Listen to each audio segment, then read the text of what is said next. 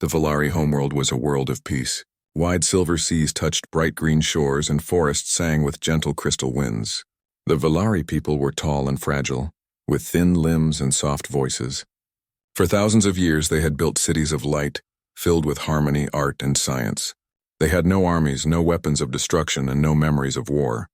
To the Valari, conflict was something that only belonged to the distant past, recorded in old myths. They had long believed that intelligence must mean kindness, and that every civilization in the galaxy would one day meet in friendship. That belief was shattered when the Harvester swarm arrived. The swarm came from the outer rim of their star system, first appearing as silent shadows that drifted through the void. At first, the Valari thought it was a natural event, perhaps a wandering comet or lost debris. But when the machines descended, their true nature became clear. The Harvesters were not alive. They were cold machines, endless and tireless. They moved from one Valari colony to another, tearing down everything in their path. They did not speak, they did not stop. They stripped forests, drained oceans, and shattered entire cities to feed their endless hunger for resources. The Valari had no way to resist. Their ships were built for exploration, not war. Their stations were designed for research, not defense. They tried to reason with the swarm by broadcasting messages of peace, but the Harvesters never answered. The Valari Council soon realized the truth. These machines were not something that could be reasoned with. They were something to be survived. Weeks passed and 3 colony worlds fell. Millions of Valari fled, crowding into the safer planets closer to their home star. But the swarm did not stop. Every day it grew closer. Every day, the Valari people felt their hope slipping away. The High Council of Elders gathered in the shining hall of Valan, the capital city. The chamber was vast, its ceilings glittering with crystalline designs that bent the light into rainbows. The mood, however, was not beautiful. It was heavy with fear. Elder Saral, whose voice was always calm, spoke first. "We cannot stop them. Every defense we try, they break. Every wall we build, they climb. Our people are running out of places to hide." Another elder, Oreen, raised his hand. "There is one chance left. We can send a message beyond our star. We can call for help." The chamber stirred with unease. To the Valari, the thought of asking outsiders for aid was dangerous. They had always believed that unknown species might bring more harm than good. But what choice was left? Some elders argued against it. What if the ones who answer are worse than the swarm? What if they demand our worlds as payment? What if they enslave us instead of saving us? But Elder Oreen's answer was simple. If we do nothing, we are already lost. If we risk asking, perhaps someone will hear us. Even if they are different, even if they are harsh, at least there is a chance. The vote was taken. By narrow margin, the council agreed to send the beacon. That night, a powerful signal was launched into the void. It carried images of the Valari people, their cities, their music, and their plea for survival. It also carried the warning, "The Harvesters are coming. We cannot stop them. If you are peaceful, if you can help, we beg for your aid." The signal traveled through the stars for weeks. Most Valari believed it would never be answered. The galaxy was vast and their voice was small. Days turned into nights and still the swarm drew closer. The Valari prepared for the end. But then something unexpected happened. A reply came. It was faint at first, a distorted message caught by their deep space receivers. The technicians gathered around the consoles, adjusting the filters until the words grew clear.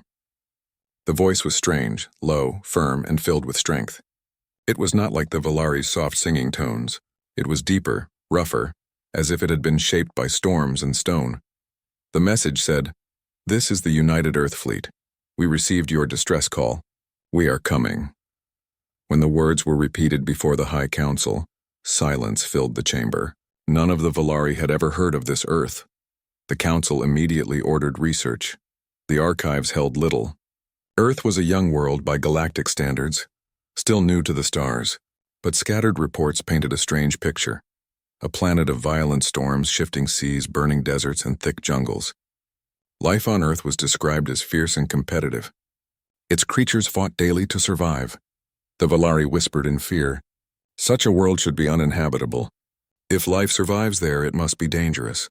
What kind of beings rise from a death world?" That was the word they used, Deathworlders.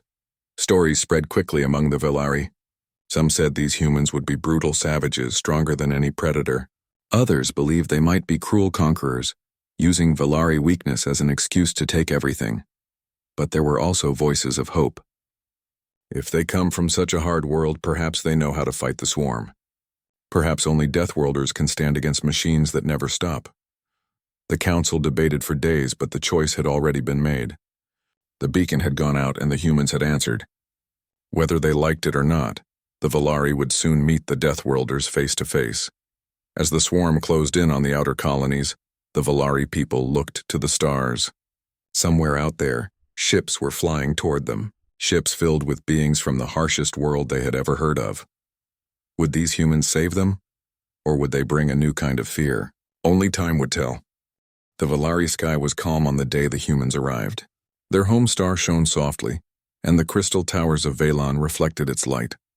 The people stood in the plazas, staring upward with wide silver eyes, waiting for the unknown. Fear and hope mixed in their hearts. They had called for help, but no one truly knew what kind of beings would answer. Then the first human fleet appeared. The Valari telescopes captured the image first. 5 massive starships, dark and solid, gliding into orbit above the homeworld. Unlike Valari vessels, which were delicate and graceful like flowing glass, these ships looked strong and heavy. They were covered with armor, their shapes sharp and functional. To the Valari, they seemed less like explorers and more like predators of the void. The news spread quickly. The Deathworlders have come. Inside the lead ship, the UES Resolute, Captain Marcus Hale stood at the command deck. He was tall, broad-shouldered, with sharp eyes that had seen many battles. Earth had prepared him for survival. Storms, wars, and endless challenges had shaped his life. Now he faced something different, a fragile race reaching out across the stars, depending on humans for survival. "Transmit our greeting," he ordered. His voice was steady, but deep down he felt the weight of responsibility. The humans sent a message to the Valari surface. The words were translated into the soft language of the aliens. "We are the United Earth Fleet. We come in answer to your call. May we land and speak with your council?" The Valari council hesitated. Some wanted to refuse, afraid the humans might be too dangerous. But Elder Orion reminded them, "If we fear them, we will lose everything to the swarm. If we welcome them, at least we may survive." At last they agreed. A landing site was prepared outside Valon. The entire city gathered to witness the first meeting. Children clung to their parents, elders leaned on staffs, and workers left their tasks. All waited in silence as a shuttle from the human ship descended. The craft was nothing like a Valari shuttle. It was built of steel and engines, more like a weapon than a vessel. It landed with a roar of fire and dust shaking the crystal ground. When the doors opened, the humans stepped out. The Valari gasped. The humans were shorter than them, stockier, and their movements seemed heavy. Their skin came in many shades and their eyes burned with sharp focus. They wore armor suits and carried tools at their belts. To the Valari, who had never known violence, they looked like warriors from old legends. At the front walked Captain Hale. He stepped onto the Valari soil with calm confidence, scanning the crowd. He noticed their delicate bodies, their bright eyes, and the fear in their faces. He raised his hand in a gesture of peace. "We came because you asked," he said. His voice was firm but not unkind. "We heard your cry for help. Show us the danger and we will fight it." The Valari elder stepped forward. Elder Cyril bowed lightly, his silver robes shimmering. "We welcome you, humans of Earth. Forgive us if we tremble. We have never seen beings such as you before." Hale gave a short nod. "You will not face the swarm alone. That is our promise." Over the next days, humans and Valari worked side by side. The humans studied the swarm's patterns, using their advanced sensors and tactical minds. They were surprised to find that the Valari had little knowledge of battle. Their science was great, but they had never built weapons to defend themselves. To the Valari, this was a shock. They watched as human engineers repaired broken defense satellites with speed, welding metal under the heat of alien suns. They saw human soldiers practicing in the fields, running, lifting, and training their bodies in ways the Valari could barely imagine. One Valari observer whispered, "How can they endure such strain? We would collapse in minutes."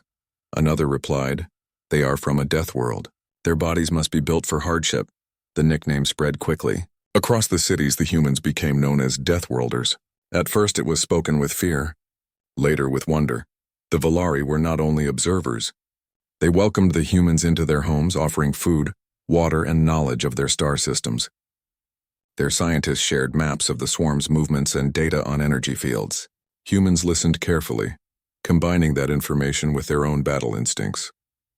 Captain Hale spent long hours with the High Council. The elders asked endless questions. Do you not fear death? One asked. Hale answered simply.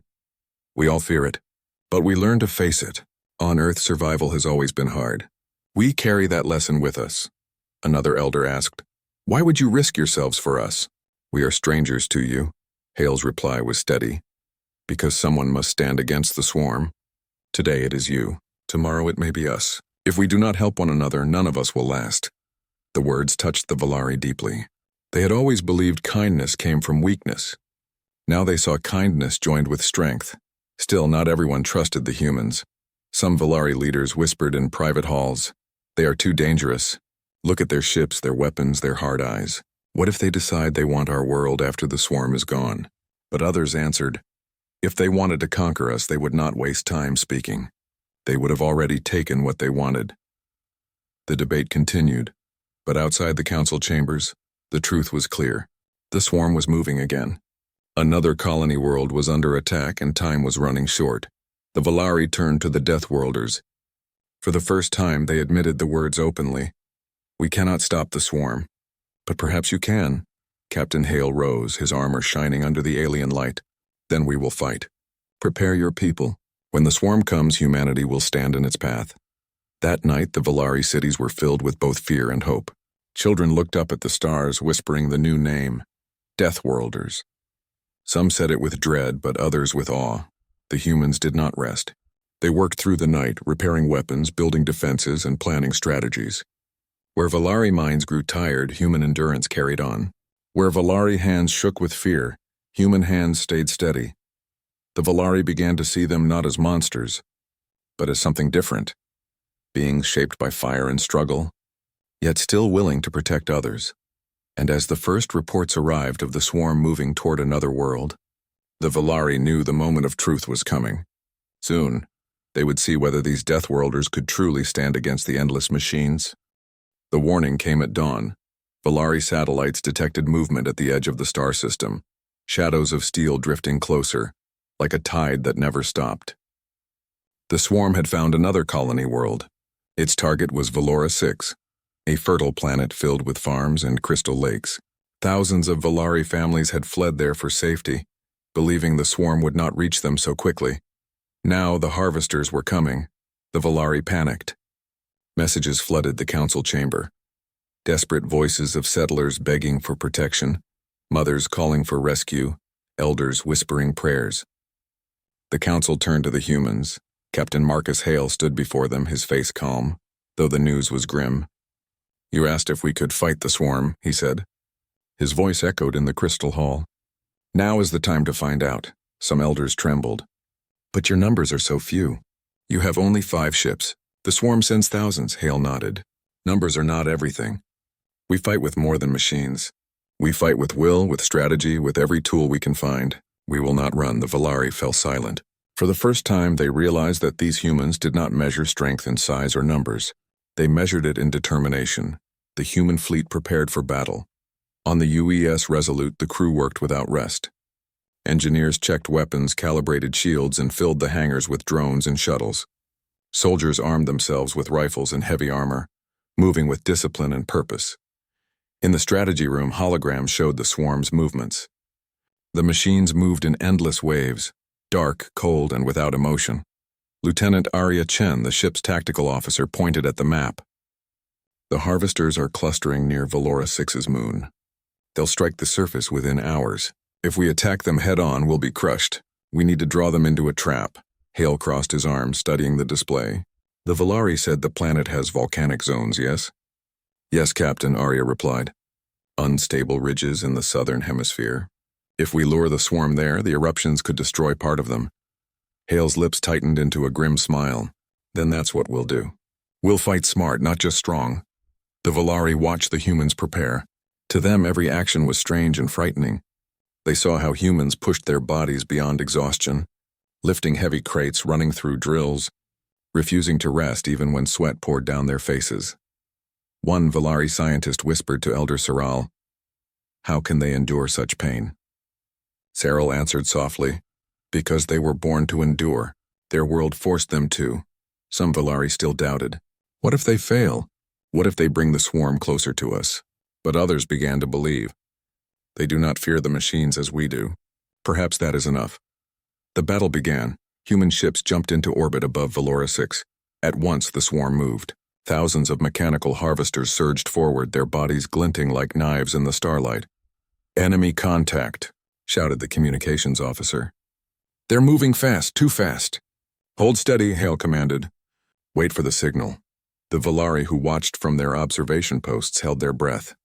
The swarm looked endless, a river of steel pouring across the void. Then the humans struck. The Resolute fired its cannons, beams of light tearing into the front lines of the swarm. Explosions rippled through the void, but the machines did not slow.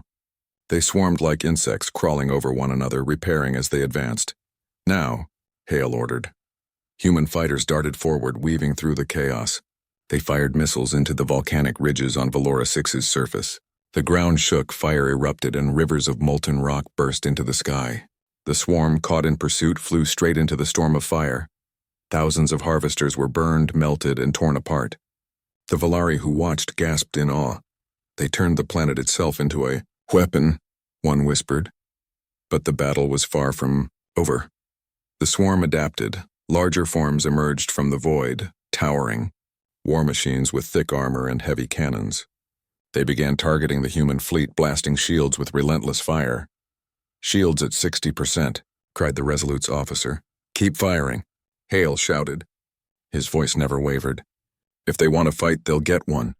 Human ships spun and dodged, striking back with precision. Where the swarm relied on sheer numbers, humans relied on creativity. They used gravity from the planet's moons to slingshot around, striking from angles the swarm could not predict. Valari observers saw the difference clearly. The swarm fought like a storm, mindless and endless. The humans fought like hunters, thinking, adapting, refusing to give up. Still, the cost was heavy. One human frigate was overwhelmed, torn apart by the swarm. The Valari wept as they saw escape pods fire away, carrying survivors. But the humans did not stop. Even in loss, they pushed forward. On the surface of Valora 6, the battle was just as fierce. Human ground teams landed to protect fleeing civilians. They fought in streets and fields, rifles blazing, holding back mechanical drones that poured down from the sky. Captain Hale himself joined one landing team. He stood in the middle of burning ruins, his armor scorched, directing both soldiers and Valari civilians. "Get to the transports," he shouted. "We'll hold them here." The Valari could not believe what they saw. The Deathworlders did not hide behind their weapons. They placed themselves in front, shields raised, protecting even strangers. One young Valari child clung to her mother, watching the humans fight. "Mother," she whispered, "are they monsters?" Her mother shook her head, tears in her eyes. "No, child. They are guardians." After hours of brutal combat, the tide began to turn. The swarm's control nodes, massive machines directing the others, were targeted by human commandos. They infiltrated behind enemy lines, planting charges, sabotaging systems. Explosions ripped through the swarm, throwing it into confusion. At last, the machines began to retreat. The survivors drifted away, scattering into deep space. The colony was saved, for now. When the news reached the Valari homeworld, the cities erupted in celebration. Bells rang, lights flashed, and songs filled the air. For the first time in months, the Valari felt hope. But hope came with something else: respect. They had seen the humans bleed, struggle, and lose comrades. Yet they never stopped fighting. They had faced the swarm not with fear, but with fire. The Valari Council gathered again. Elder Cyril spoke the words that many already felt in their hearts. We called them Deathworlders. We feared them, but now we see what the word truly means. It means they can endure what others cannot. It means they fight for more than themselves. Without them, we would be nothing but ashes. The other elders bowed their heads.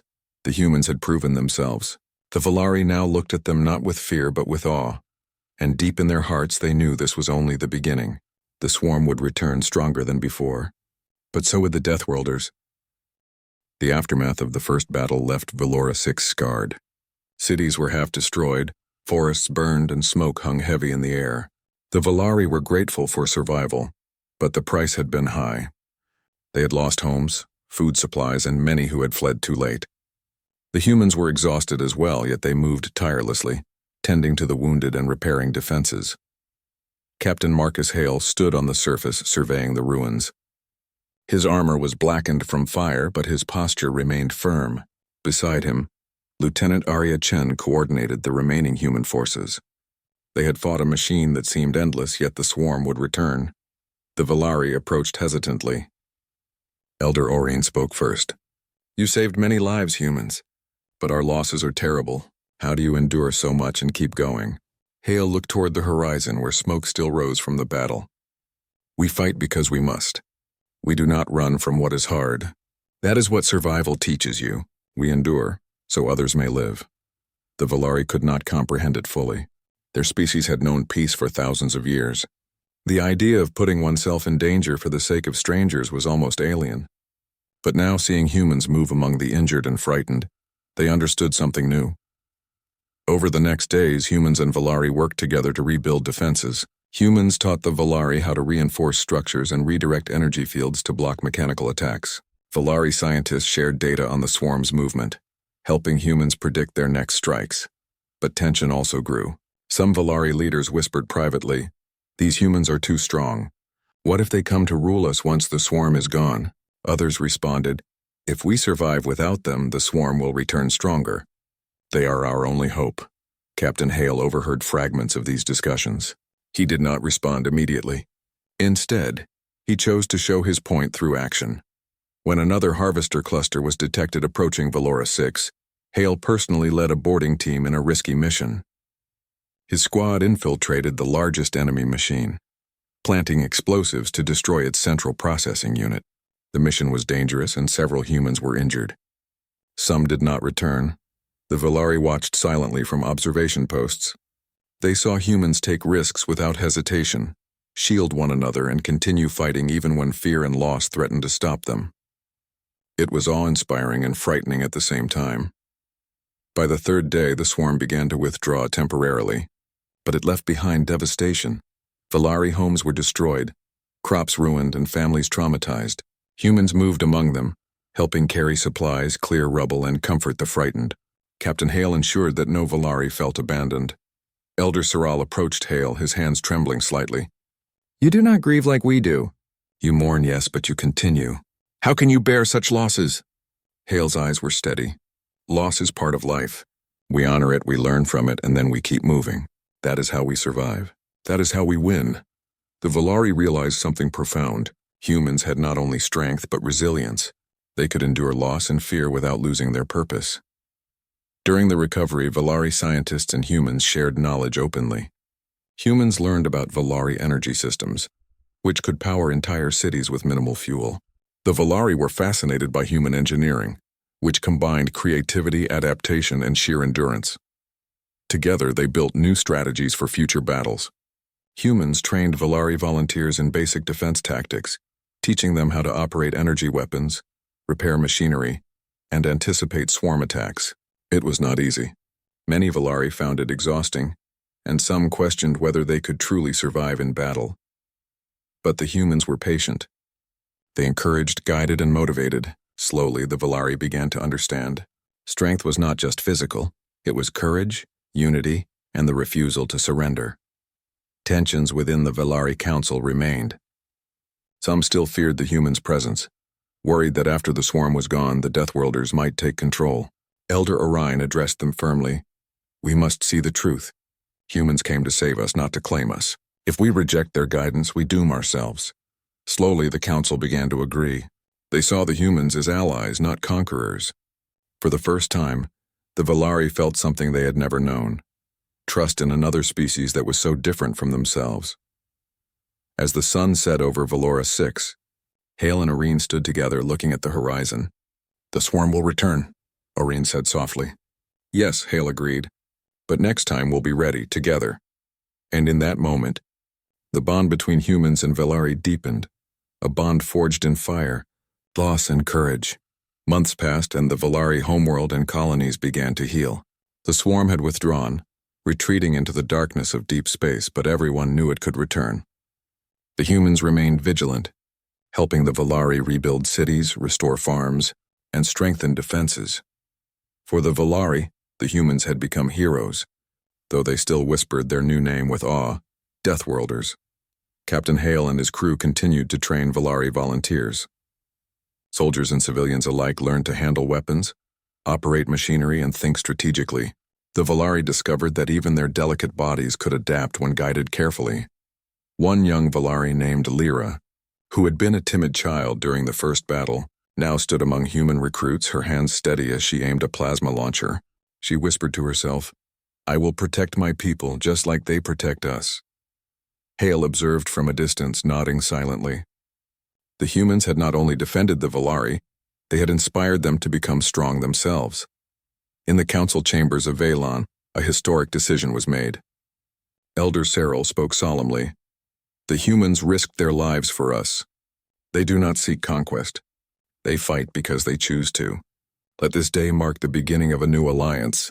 A treaty was signed. Earth and Valari would share technology, knowledge, and defense. Humans would train Valari warriors, and in return Valari would provide insights into their advanced energy systems and peaceful ways. The Valari people cheered. For the first time they felt safe and yet stronger than ever. The humans, however, were not content with praise alone. They continued to patrol the star systems, ensuring the swarm did not return unchallenged. Each mission tested them, but every time they succeeded, the Valari grew more confident. During a quiet evening on Valon, Hale stood beside Elder Orine, watching the twin suns set over the crystal towers. "You have changed our people," Orine said. "No," Hale replied. "They changed themselves. We only showed them how strong they can be." It was a lesson that the Valari would never forget. They had seen courage beyond imagination, endurance beyond limits, and sacrifice beyond fear. One day, a scout reported movement in the distant star system, shadows of metal once again drifting across the void. The swarm was returning. Hale gathered the humans and Valari together. "Prepare yourselves," he said. "This is not the first fight, and it will not be the last. But we will face it together. Deathworlders fight for life, not just for victory, and now so do you." The Valari nodded, their fear replaced with determination. They had learned that true strength was not in being untouched, but in rising after every fall and standing together. As the fleet assembled, humans and Valari side by side, Elder Cyril whispered to himself, watching the preparations. "They cried for help," he said softly. And yet they did not know who would answer. They did not know the Deathworlders would come, and now, they will never forget them. The galaxy had seen a new power, the combination of human endurance and Valari wisdom. Together they were unstoppable. Together they were ready to face any threat, and in the heart of every Valari, there burned a new truth, that courage, unity, and choice could turn even the smallest voice into a force that could echo across the stars.